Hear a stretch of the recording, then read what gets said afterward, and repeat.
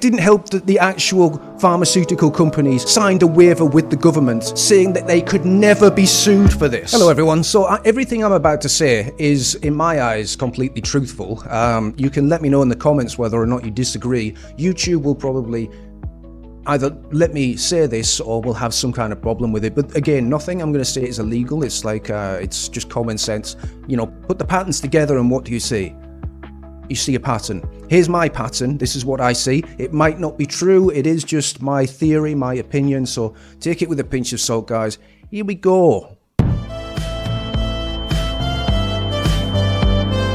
If raising legitimate concerns about thousands and thousands of unchecked foreign males illegally entering our country makes me far right, then so be it.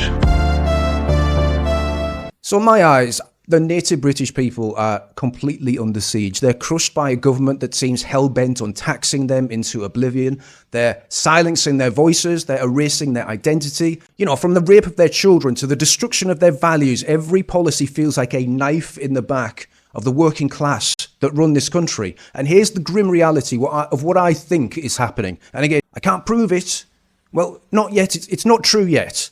You know how these things go. It just needs a little bit of time before it becomes truth. So like I was saying, the government's taxed us to death. We've got income tax, national insurance, VAT, you name it, squeezing every single penny from families already struggling to survive. They've stopped building houses. They're leaving us with a measly 150,000 new homes a year when we need at least double to triple that, which means that young couples can't get a roof over their heads, let alone have children. And the result? Well, a birth rate that was already low has crashed to 1.4 kids per woman, which is the lowest ever. At the same time, they're importing a population to replace us that sits at a healthy 2.1, and it is starting to feel like they really don't want to see another generation. And look, speaking of these foreigners, right, 746,000 net migrants in 2022 alone poured into our towns and cities. And these newcomers, they often live off taxpayer-funded benefits. They're clogging up schools, hospitals and council houses, while the native Britain, once again, we're just left to rot. The government's happy to fund this invasion, but when it comes to the native Britons, we're discriminated against in hiring and education. Diversity quotas, those things, they shove us to the back of the line for jobs and university spots in our own country. It's our money. It's our country. But we're treated like the second-class citizens. And free speech, well, that's gone, hasn't it? They've gagged us with laws that let coppers arrest you for a tweet that they don't like. Dare to even question the immigrant flood or the cultural rot and you're branded a racist, a far-right, a thug. They're even trying to ban Islamophobia, or whatever that means, because I am terrified of something that wants to silence my speech. I don't think that's a phobia. I think that's a legitimate concern. While anti-British, anti-white rhetoric spews from every corner of Westminster, Keir Starmer's latest one with that adolescence bullshit. It's not just silencing us, it's shaming us. It's shaming us for even existing. Definitely shaming us for talking about it. And the stress, the anxiety, it's all designed, it's all deliberate, it's designed to break your spirit. It's designed to make you not want to have any more children. And speaking of children, well, they're not even safe when you do have them. You got foreign grooming gangs that have raped thousands of our girls in Rotherham, Rochdale, you know the names. Police and councils have looked the other way for years.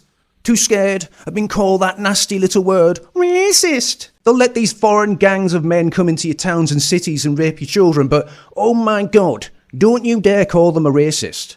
Our daughters, meanwhile, like I said, abused en masse, and the government, like I said, did nothing. Meanwhile, the Sentencing Council, that's trying to slap harsher penalties on white men for hate crimes or other things, while foreign predators can just walk free. A little slap on the wrist, a little community order, that's all they need. It's a sick double standard, guys, and it screams about something that we all need to face. Because the family unit is under attack, pushing for chemical castration, puberty blockers and hormones on confused kids, calling it gender-affirming care. They've just passed full-term abortion, guys, full-term abortion. They can kill babies right up to the moment of birth. 1 minute before that baby's born and they can kill it.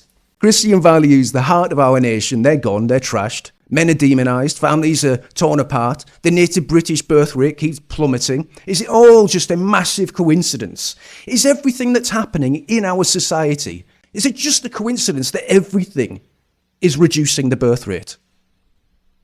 During COVID, they forced experimental vaccines on us, peddling dodgy data about safety and efficacy, mandates, fear campaigns, social shaming, meant you got either jabbed or you lost your job or your friends or your entire family or maybe even your freedom. Side effects like heart problems. No, don't worry about that. They were swept under the rug.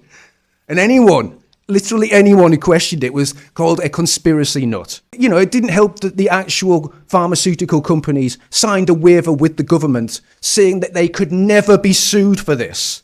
And the information on how they made the jab and their sinister tactics behind it, they're not to be released for at least 70 years. That's fine. That's normal. But that's not enough death, guys. They're pushing for more. Euthanasia laws, mercy killing.